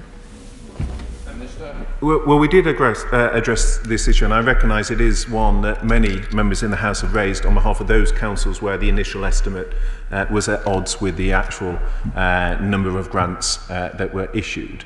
And for the same reasons I said earlier, I don't think that would be equitable, because I think where there are pressures with Tier 3, as with the conversations that took place between, for example, the Secretary of State for Local Government and leaders in Merseyside over the weekend, amongst others, it is right that the needs are addressed pertaining to Tier 3, not that funding was allocated on a previous period which hasn't been used, that underspend is then used in that way, because I think if the government were to agree that, we would then have many members across the House feeling that was very unfair. Hammond. Thank you, Mr. Speaker. Can I thank my right honourable friend for the package of support that was put in place yesterday? But can I raise again with him companies in the supply chain to the hospitality industry and the events and exhibition industry? He mentioned a moment ago the discretionary criteria that is available, but unfortunately local councils aren't often using that. So could I ask him to look at the criteria of eligibility for grants and support which was raised yesterday? And would he meet with me, because many in the events and hospitality industry want to reopen, and would he meet with me so we can arrange how it can be done safely? Well, firstly, I'm always happy to meet with my honourable friend, and I welcome the very constructive approach that he always takes to these issues. In terms of the eligibility, part of the design of the discretionary grant was to give discretion to local authorities to apply it in different ways, and it would be slightly at odds then for the government to say that there must be a particular way of applying that. But he does speak to a sector that I know has been particularly hard hit by COVID. We recognise that. It is a factor that has shaped a number of the approaches, particularly on things like cash flow, which we brought forward. But of course, I'm very happy to speak to my right honourable friend. Let's head to the member for Huddersfield with Barry Sherman. Barry Sherman. Thank you, Mr. Speaker. Can I be helpful to the Secretary of State, as I have been sometimes in the past? I'm the Member of Parliament at Huddersfield and West Yorkshire. We're Tier 2. We, like so many parts of the country, are going to be faced with vast problems of youth unemployment. And can I be very helpful by asking him to look at Margaret Thatcher's history? She introduced a windfall profit tax on the banks. Why can't he introduce a windfall profit tax, on Amazon, the gambling sector, you name it? We know who's done well in this crisis, and then use that money to fund a wonderful green revolution, new green businesses, new green training, and new green jobs for young people. Well, the right honourable gentleman, I've always found it has always been constructive, and I welcome the fact that he's looking at the fiscal position that we face as a country and how we may address that. It would be remiss of me, given my responsibilities, to stray into the terrain of the next budget and tax-raising measures. I will leave that for my right honourable friend, the Chancellor. But he's right to highlight the very, very serious issue of youth unemployment. I think it is an issue that concerns us all in this House. The sectors that have been most hit have concentrations in particular of young people, particularly in the hospitality sector.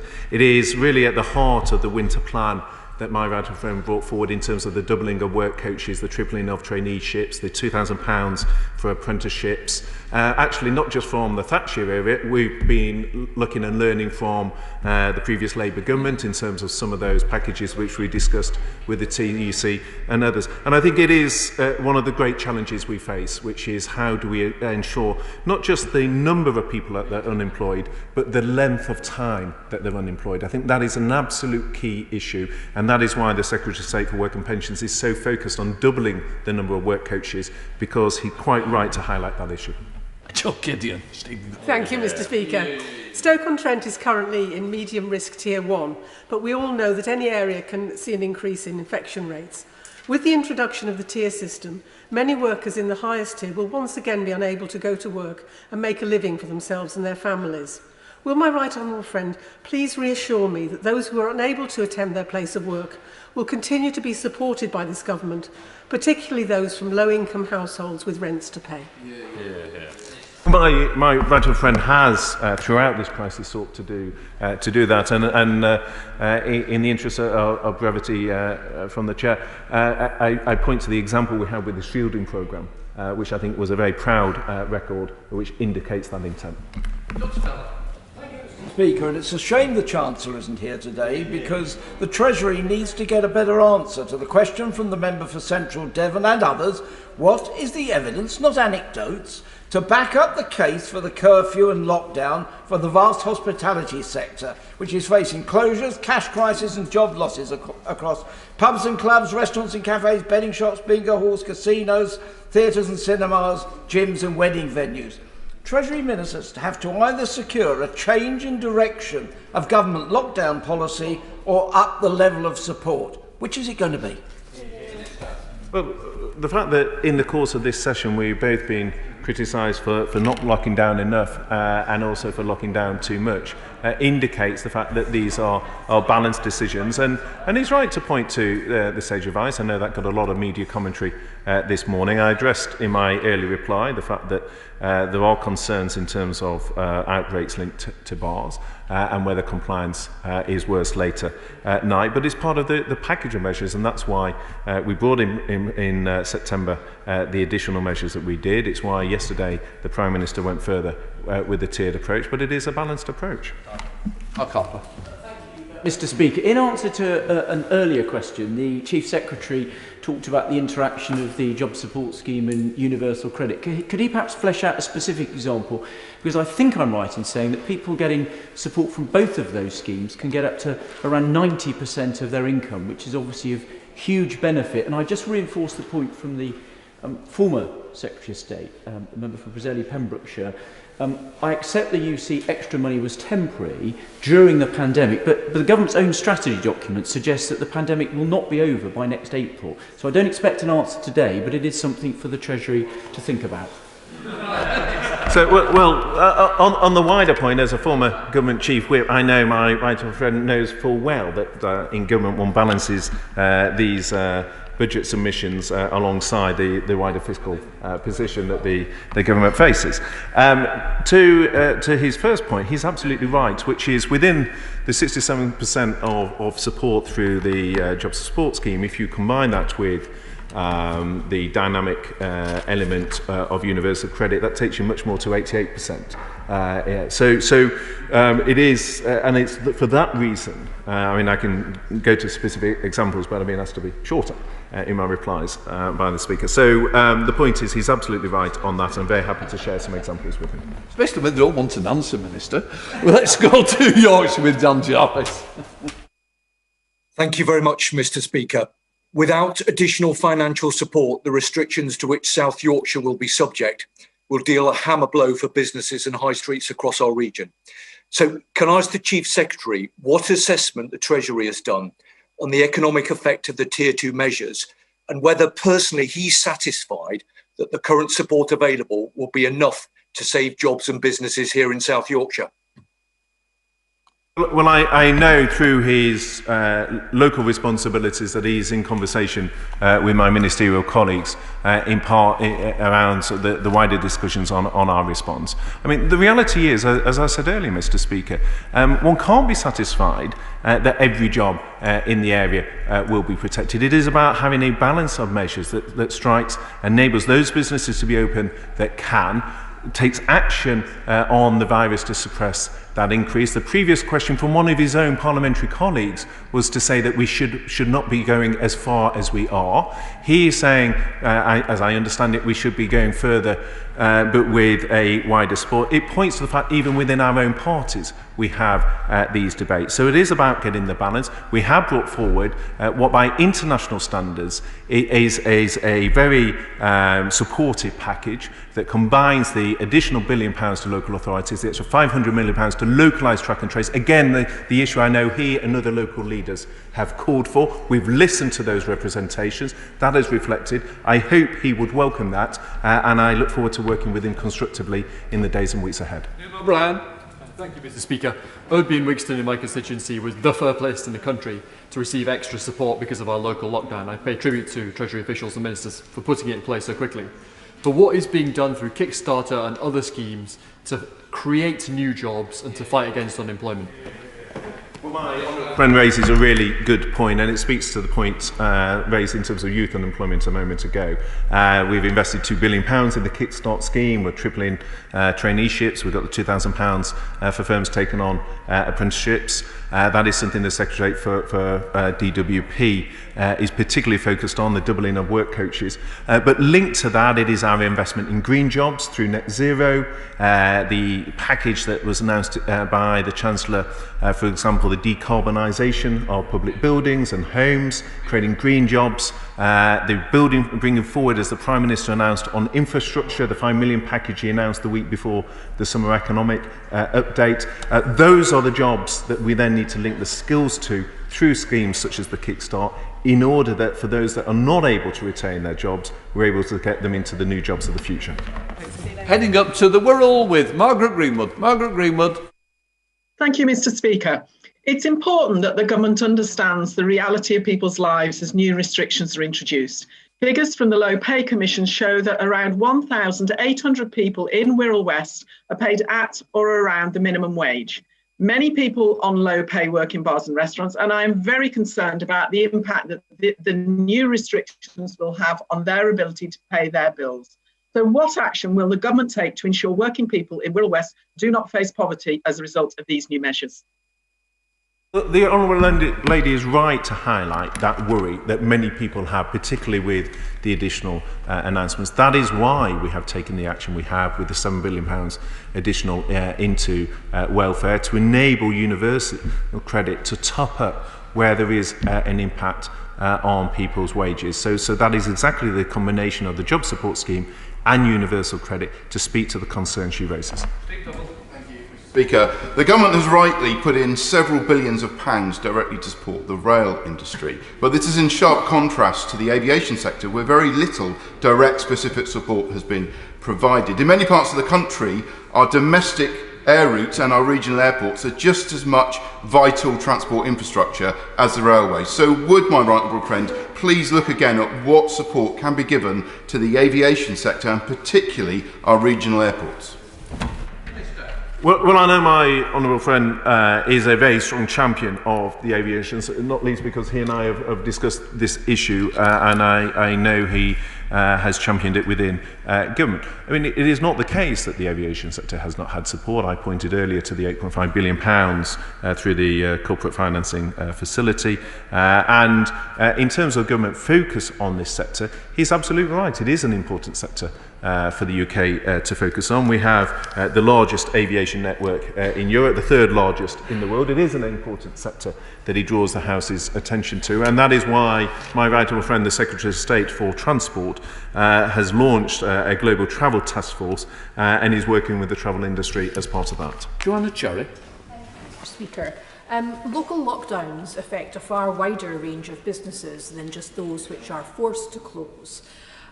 Food and drink suppliers like the Edinburgh Beer Factory in my Edinburgh South West constituency will be severely affected, and small and medium enterprises like them are the backbone of the Scottish economy. So why has the Chancellor's furlough replacement scheme so drastically slashed support for innovative and thriving businesses like the Edinburgh Beer Factory? Well, it hasn't, Mr. Speaker. What it's done is provided a universal offer to all firms that are able to be open, for exactly the reason, actually, at the heart of her question, because she's quite right that the displacement impact it goes far beyond those areas in Tier 3 or Tier 2, that businesses supplying them are affected. We had a question earlier from in respect of support for the fishing industry. One of the key challenges with the fishing industry was exactly the point to which she refers, which was they were supplying other businesses that had been affected, and that's why we put the £10 million of support into that sector. So the point is, we have taken a universal approach. It is, if I may say, at odds though with often the questions we get in the House, which are very much about, can we support this sector or that sector? It is for that reason we've taken the universal approach, because we recognise that one can't draw a geographical line necessarily around some of the suppliers of businesses that are also impacted in some way. Thank you, Mr. Speaker. On Sunday evening, Mayor Andy Street was told that Solihull will be in Tier 1. The day afterwards, we appeared in Tier 2. Does the Minister recognise the crushing blow this is to the hospitality industry? And also, does he agree with me that Tier 2 is economically the worst of all possible worlds? I think we all agree in this House, Mr. Speaker, that we want to do all we can to get the virus down, to get those businesses open, and we don't want businesses to be in Tier 2 or indeed Tier 3. We want to support them so they're able to function as much as possible. I mean, the timing of this, of the interaction between going up from different tiers is shaped by a number of factors: the number of positive tests, the amount of testing that's going on, the views of the local director of public health, the views of local leaders, such as one that we heard a moment ago. So there's a range of factors shaping the move from Tier 1 to Tier 2, but we all want to ensure that as many businesses as possible remain in that Tier 1. Let's head up to the North East with Sharon Hodgson. Sharon Hodgson. Thank you, Mr. Speaker. Data out today shows that over 1,700 more people in my constituency were unemployed in August 2020 compared with August 2019, and that is before the existing furlough scheme ends. With unemployment in the North East already rocketing to 6.6%, the highest of any UK region, why is the Chancellor allowing damage not seen since Thatcher in the 1980s to befall my region? The Honourable Lady usually is one of the most constructive members. I think to suggest that this global pandemic that we're all grappling with in all countries is down to some sort of ideological approach from the government, I think is just not accurate, because the government has put in place a furlough scheme for 8 months, which stands very good comparison with those of other countries. The fact is we have more than £200 billion of measures to support businesses, including her constituency, and amongst that is not only to help retain people in jobs. From a peak of 8.9 million on furlough, more than half of those were then in employment through the job support scheme. We're then ensuring that more businesses are able to bring their staff back. But at the same time, we're being honest, Mr. Speaker, there will be some businesses that are not able to survive. And for those businesses, that is why, as I said a moment ago, we put £2 billion into the Kickstart scheme. It's why we're tripling traineeships. It's why we put funding into apprenticeships with a £2,000 sign-on. It's why we're bringing forward infrastructure investment in order to create those jobs for her constituents. Thank you, Mr. Speaker. VAT cuts and business rates holidays were superb for the hospitality operators, but unfortunately didn't pass down supply chains like ceramic manufacturers. Flexibility needs to be introduced into the job support scheme to allow continuous manufacturers, such as ceramics, the ability to access the support of the scheme for a weekly workforce. Can my right honourable friend inform me what plans are being made to allow ceramic manufacturers, like Churchill, China and Steel Light, the flexibility to access the support of this scheme? Well, there is always a balance between sort of operability of schemes and the speed at which one can deploy them with how bespoke one makes them. I'm very happy, and I know my honourable friend is a huge champion of the ceramics industry, and I know its importance to Stoke and to businesses in his constituency. If there's specific issues, I'm very happy to pick those up offline with him. But I think the key message we usually get from businesses is the importance of getting packages to people quickly and addressing in particular the cash flow challenges that they face. Thank you, Mr. Speaker. Last week the Chancellor announced that workers at businesses and workplaces forced to close would be eligible for grants worth 2/3 of their salary. This is clearly not enough. Can the Minister tell me whether bills, rents and mortgages will be charged at 2/3 of the usual amount, and if not, will the government extend the evictions ban? Well, Mr. Speaker, we have addressed this already in a number of questions. The point is it's not simply 2/3. That is dynamic aligned with the universal credit that then moves to top that up, which is why the package of support, which again is above many of our European comparators. If you combine it with universal credit, it's at 88% for many circumstances, not at 67%. Rob Roberts. Stevie the Sweet, Mr. Speaker. Not everyone's pet name for the Chief Secretary, but Stevie, who has the sweet stall on Mould Market in my constituency, yelled at me as I walked past on Saturday. Oi, he said. That Boris and Rishi and all the Treasury team, he said, they're all right by me. And that's the story up and down my Delhi constituency, where my small business owners commend the work done by the Treasury for the support that they've been given during this pandemic.